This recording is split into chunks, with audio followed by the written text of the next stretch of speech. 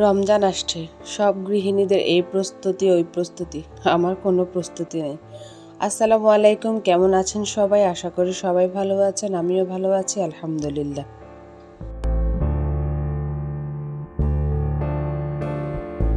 চলে আসলাম নতুন একটা ব্লগ নিয়ে আর শুরু করে দিলাম আজকে সকালবেলা থেকে ব্লগটি। এটা হচ্ছে সকালবেলা প্রথমে কাজের শুরু। আমার হাজব্যান্ড অনেকগুলো শাক নিয়ে এসেছে, তো শাকগুলো কুটে নিচ্ছি। আর আমার বাসায় শাক খাওয়ার মানুষ খুবই কম, তাই আমি এটাকে দুই ভাগে করে রান্না করব, যাতে সবাইকে একটু একটু করে হলেও খাওয়াতে পারি। একটু একটু করে খাওয়াতে পারি বলাটার কারণ হচ্ছে যে খুব বেশি হলে কিন্তু আমার বাসায় খাওয়ার মানুষ নেই, আর খুব বেশি রান্না করলেও দেখা যায় খাওয়া যায় না। আমরা মানুষ হচ্ছে শুধুমাত্র 4 জন, মোহাম্মদ সহ 5 জন, কিন্তু মোহাম্মদ তো এখনো অনেক ছোট, মোহাম্মদকে ধরাই যায় না।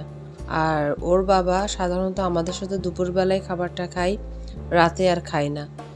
তো এবার হিসাব করলে দেখা যায় আমরা 3 জনের মধ্যে আমি, আমার মেয়ে এবং আমার ছেলে নওশাদ আল নাওয়াল, মানে নাওয়ালই, ওর নাম পুরোটাই বলে ফেললাম। তো নাওয়ালকে সাধারণত সবজি খাওয়ানো যায় না, অনেক কষ্ট হয় ওকে সবজি খাওয়াতে। তো একটু একটু দিলে ও তাড়াতাড়ি করে খেয়ে ফেলবে আর শাকটাও শেষ হয়ে যাবে। শাকটা কুটার পরে তারপরে একটু পেঁয়াজ রসুন আদা কেটে নিয়েছিলাম, কারণ রান্না করতে হলে তো মশলা লাগবেই, মশলার জন্যই ওগুলো কেটে নিয়েছি। তারপরে মোহাম্মদকে ঘুম পাড়িয়েছি, তারপরে চলে আসলাম একটু গাছ লাগাবো বলে। আমার মেয়ে স্কুল থেকে একটা গাছ এনেছে আমাকে, মানে ও ধৈর্যই ধরছে না যে আমার কাজের শেষে আমি গাছটা লাগিয়ে দিব। ও এখনই লাগিয়ে দাও বলা শুরু করে দিয়েছে। তাই আমি কিছুটা কাজ গুছিয়ে চলে আসলাম গাছটা লাগানোর জন্য। আর আমার গাছের জন্য ভীষণ মায়া হচ্ছিল। এই গাছগুলো ভ্যানের মধ্যে রাস্তায় সেল করে, তো ভ্যানে যখন থাকে গাছগুলো তখন প্রচুর রোদ লাগে। আর হয়তোবা যিনি বিক্রি করেন উনিও পানি দিতে পারেন না, কারণ উনি বিক্রি করতেই আসছেন। তো সব কিছু ভেবে আমার আসলে গাছটা কিছু অংশ রেখেই চলে আসতে হলো গাছটা লাগানোর জন্য। তো গাছটা লাগিয়ে দিচ্ছি। আর আমি কিন্তু গাছ ভীষণ ভালোবাসি। আমার বাসায় কিন্তু ব্যালকনি নেই, যতটুকু রোদের আলো আসে কিংবা এমনিতেই মানে বাহিরের আলোর যে কি বলে এটাকে, যে রোশনি আসে, সেই ততটুকুতেই আমি মানে গাছ রাখার চেষ্টা করি। কারণ বলে না যে শখের দাম লাখ টাকা। আমার কিন্তু ছোটবেলা থেকে গাছের জন্য একটু অন্যরকম মায়া। গাছ পাখি এগুলোর প্রতি আমার মায়াটা একটু বেশি। আমি কিন্তু পাখি ভালোবাসি, গাছ ভালোবাসি, তারপরে এইগুলোই তো। আমি কিন্তু বাহিরের সময় কাটানোর চেয়ে ঘরের সময় কাটিয়ে এই যে আর্ট করা, তারপরে কাঁথা সেলাই করা, কাপড় সেলাই করা, আর হাতে বিভিন্ন ক্রাফটের কাজ করা, তারপরে ঘরে টুকটাক কাজ এদিক ওদিক গুছিয়ে রাখা, এগুলো আমার অভ্যাস। আমি বাহিরে তেমন একটা ঘুরতে পছন্দ করি না। আর আমার মনে হয় যেন বাহিরে গেলে যেন আমার সব কাজ পড়ে থাকবে। আমার সংসারের কাজ, আমার ঘরের কাজ আমারই করতে হবে। শুধু শুধু বাহিরে গিয়ে সময় নষ্ট করে আর দেখা যাবে কি আমার একদিনের কাজ 10 দিন পিছিয়ে পড়ে যায়। এরপরে গাছ লাগানোর পরে চলে আসলাম মুরগিটাকে ঠিক করার জন্য। ওর বাবা 2 দিন আগে মুরগি এনেছিল, কিন্তু ও একটু অলসতা দেখিয়ে 3টা মুরগি একসাথে করে পলিথিনে রেখে দিয়েছিল ফ্রিজে। এখন আমার রান্নার সময় ঝামেলা হয়ে গেছে, কারণ আমি তো 3টা মুরগি কখনোই রান্না করব না। আমি রান্না করলে একটা রান্না করব কিংবা অর্ধেক রান্না করব, যতটুকু প্রয়োজন ততটুকুই রান্না করব। তারপরে আমি কি করলাম, আর আমি যেটা রান্না করব সেটা রেখে বাকি 2টো এনে ফ্রিজে রেখে দিয়েছি। আবার নেক্সট টাইম রান্না করতে লাগলে এখান থেকে আমি একটা নিয়ে রান্না করে ফেলবো। আর ফ্রিজের মধ্যে আমি একটু জিনিস ফ্রোজেন করে রেখেছি। রমজান আসছে বোধহয়, তাই না, আমি এমনিতেই ফ্রোজেন করে রেখেছি, কারণ টমেটোর সিজনটা চলে যাবে, হয়তো বা আর ফ্রেশ টমেটো খাওয়া হবে না। টমেটো তো সারা বছরই সেল করে, তবে শীতের যেটা জিনিস, যে টমেটোটা, ওটা তো আর পাওয়া যায় না, তাই একটু করে আমি ফ্রোজেন করে রেখেছি। কিন্তু রমজান উপলক্ষে আমার কোনো প্রস্তুতি নেই, আমি কোনো প্রস্তুতি নিতে পারবো না, কারণ মোহাম্মদ যখন ছিল না তখন মশলা শুকিয়েছি, মশলা বানিয়েছি, তারপরে সবজি ফ্রোজেন করে রেখেছি, টমেটো, ধনিয়া পাতা, কাঁচামরিচ সব কিছু। এবং পুরা 30 রোজার জন্য আমি ডাল, চনা এগুলো সব ফ্রোজেন করে রেখেছি, শুকিয়ে গুঁড়ি করে বেসন করে রেখেছি। কিন্তু এখন একটাও পসিবল না, কারণ আমি মোহাম্মদকে ম্যানেজ করে আমার পক্ষে ঘরের কাজ করতে কষ্ট হয়ে যায়। আর এগুলো তো আনুষাঙ্গিক কাজ, এগুলো আমার পক্ষে সম্ভবই না।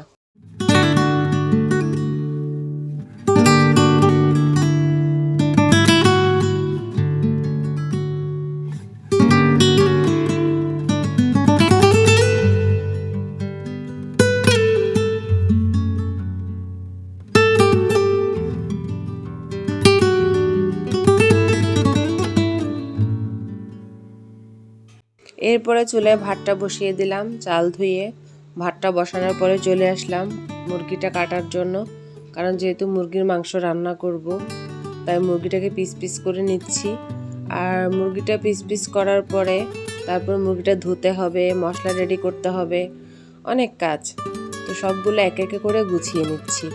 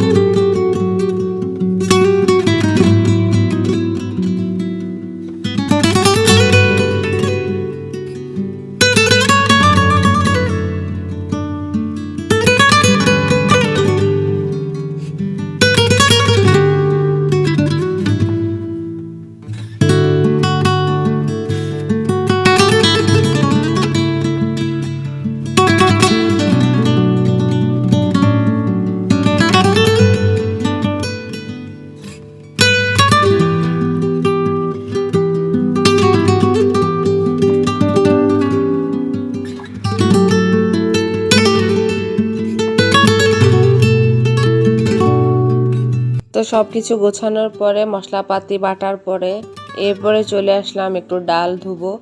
ডাল আগে ভিজিয়ে নিব। এটা হচ্ছে মুগের ডাল। মুগের ডাল দিয়ে পুঁই শাক, বেগুন রান্না করব, সাথে একটু চিংড়ি মাছ দিব। আসলে চিংড়ি মাছ আর একটু দেওয়ার দরকার ছিল, কিন্তু আমি কোনোভাবেই ফ্রিজ থেকে বের করতে পারছিলাম না। বরফের মধ্যে মাছগুলো ডুবে আছে। তো অনেক সময় আমি চেষ্টা করেছি বাহির করার জন্য, কিন্তু আমার দ্বারা পসিবলই হচ্ছিল না। এই গাছের ডালটা আমার ছেলে এনেছে মসজিদ থেকে আসার সময়। ও বলছে এটা লাগিয়ে দেওয়ার জন্য, কিন্তু আমি তাকে বোঝাতে পারছি না এই গাছের শেকড় নাই, শেকড় ছাড়া গাছ কখনো হবেও না, বাঁচেও না। তো এখন আর কি করা, আমি একটা টপে রেখে দিয়েছি, ও যাতে একটু খুশি হয়। আর এদিকে আমার সব কিছু প্রস্তুত। এখন আমি যাব রান্না করতে। আমার যা যা আজকে রান্নার দরকার সব কিছুই আমি গুছিয়ে নিয়েছি, আমার আর চিন্তা নেই।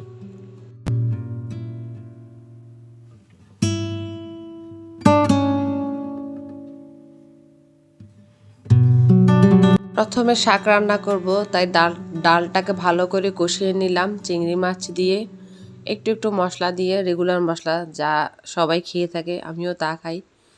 তো ডালটা যখন একটু সেদ্ধ হয়ে গেছে তখন আমি শাকটা দিয়ে দিয়েছি। আর এখন অপেক্ষা করব শাকটা সেদ্ধ হওয়ার জন্য। পুঁই শাকের ডাঁটা আমি রেখে দিয়েছি, কারণ ডাঁটাটা অন্য আরেকদিন রান্না করে খাবো। আজকে শুধুমাত্র পাতাটা রান্না করছি। এই পাতাটা খেতেও কিন্তু আমাদের অনেক কষ্ট হয়ে যাবে, যেহেতু বেশি হয়ে গেছে। ডালটা দেওয়াতে যেন আরও বেশি বেড়ে গেছে। আর আমি একটা জিনিস খেয়াল করেছি, মুগের ডাল অল্প করে রান্না করলেও যেন হাঁড়ি ভর্তি হয়ে যায়। তো আমার কিন্তু শাক রান্না শেষ। এবার আমি রান্না করব মুরগি। তো মুরগির জন্য আমি মশলা কষিয়ে নিলাম। আর আজকে আমি পেঁয়াজটা একটু বড় করে রেখেছি। আজকে পেঁয়াজটা আমি বাটি নাই, পেঁয়াজটা কুচি করে দিয়েছি। কুচির মধ্যে একদম পাতলা কুচি না, একটু মোটা মোটা করে রেখেছি। এখন এইখানে আগে টমেটোটা দিয়ে দিব। টমেটোটা মশলার ভিতরে কষিয়ে একটু মাখা মাখা করে ফেলবো, উপরে যাতে তেলটা উঠে আসে আর ঝোলটা যাতে নিচে থাকে। তারপরে আমি দিয়ে দিচ্ছি মুরগিটা। আর মুরগির মাংস তো আমি সবসময় একটু বড় রাখি, কারণ এটা হচ্ছে আমার বাচ্চাদের স্যাটিসফাইয়ের জন্য। ওরা ছোট মুরগির মাংস দেখলে ওরা ভীষণ মনে কষ্ট পায়, তাই আমি একটু মুরগির মাংস সবসময় বড় রাখি। তবে হ্যাঁ, ওরা কিন্তু শুধুমাত্র ব্রয়লার মুরগিটাই খায়, দেশি মুরগি একদম পছন্দ করে না আমার বাচ্চারা, জানি না কেন জানি পছন্দ করে না। তারপর মাছের মধ্যেও সেম ঘটনা। যাই হোক, তো আমার মুরগি রান্না শেষ, চলে আসলাম আমি টেবিলে যেহেতু এসেছি বলে দিচ্ছি, এটা আমার লাঞ্চ আওয়ার হয়নি তখন, তাই আমরা ভাবলাম যে একটু নাস্তা করি। তো এর আগে আমি কিন্তু ওই ভিডিওটা নেইনি, কারণ ভিডিওটা বড় হয়ে যাবে সেই জন্য। তাই পাস্তা রান্না করেছি আর মেয়োনিজ বানিয়েছি। মেয়োনিজটাও কিন্তু ঘরে বানিয়েছি। আমরা কিন্তু মেয়োনিজ বাহিরেরটা খাই না, ঘরে নিজের হাতে বানাই, সেটাই ভালো লাগে। কারণ বাহিরেরটা না খাওয়ার কারণ হচ্ছে ওটাই যে মানে বিভিন্ন রেস্টুরেন্ট বা যেগুলো কন্টেনারে সেল হয় বা বয়ামে সেল হয়, ওইগুলো সাধারণত কাঁচা ডিম দিয়ে করে প্রিজারভেটিভটা দেওয়া হয় আর অনেক দিন যাতে ভালো থাকে সেই জন্য। কিন্তু আমরা ওটা খেতে পছন্দ করি না, তাই নিজে ঘরে মেয়োনিজ বানিয়ে সেদ্ধ ডিম দিয়ে তারপরে ভালো করে গোলমরিচের গুঁড়া দিয়ে বানিয়ে খাই। আর আমার বাচ্চারা সবসময় পাস্তার সাথে মেয়োনিজ খেতে পছন্দ করে, সসটা তেমন একটা পছন্দ করে না। মাঝে মধ্যে খাই, মাঝে মধ্যে খেতে চায় না, তাই মেয়োনিজটা আমার রেগুলারই লাগে। আর যখনই খাবো কিছু পাস্তা, বার্গার, পিৎজা, তারপরে নুডলস, অন্যান্য যত স্ন্যাক জাতীয় খাবার আছে সবগুলোতেই আমরা মেয়োনিজ খাই। আর মেয়োনিজটা কিন্তু ঘরেই বানাই, আর সাথে সাথে খেয়ে ফেলি। আমি কোনো কিছু মানে ফ্রিজে রাখি না, আর ফ্রিজের জিনিস তেমন একটা খাওয়াটা পছন্দ করি না। সাথে বানিয়ে খাবো, ওটার মজাটাই আলাদা।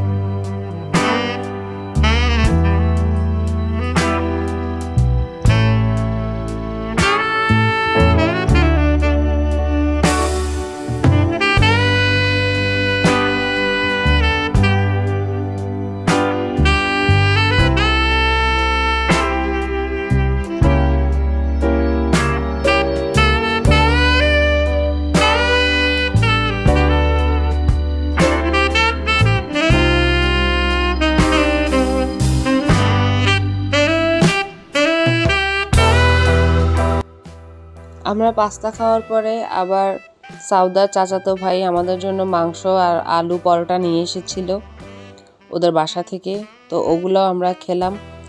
আর তাই আর ভাত আর খাওয়া হবে না, একেবারে রাতে খাবো ভাত। তো দুপুরে আমাদের খাবার দাবার এখানেই শেষ। আর যা খেয়েছি, পাস্তা খেয়েছি, আলহামদুলিল্লাহ খুব মজা হয়েছে। মেয়োনিজটাও অনেক খুব মজা হয়েছে। আর সাউদার চাচাতো ভাই যে মাংস আলু পরোটা এনেছে, মাশাআল্লাহ, যে রান্না করেছে আলহামদুলিল্লাহ, তার হাতের রান্নাটা অনেক ভালো। জানি না কে রান্না করেছে, ও নিয়ে এসেছে আমাদের জন্য। আর আমরা খেয়েছি, পেট ভরেই খেয়েছি আলহামদুলিল্লাহ। আল্লাহর কাছে কোটি কোটি শুকরিয়া। তো আল্লাহ হাফেজ, সবাই ভালো থাকবেন, সুস্থ থাকবেন। আসসালামু আলাইকুম।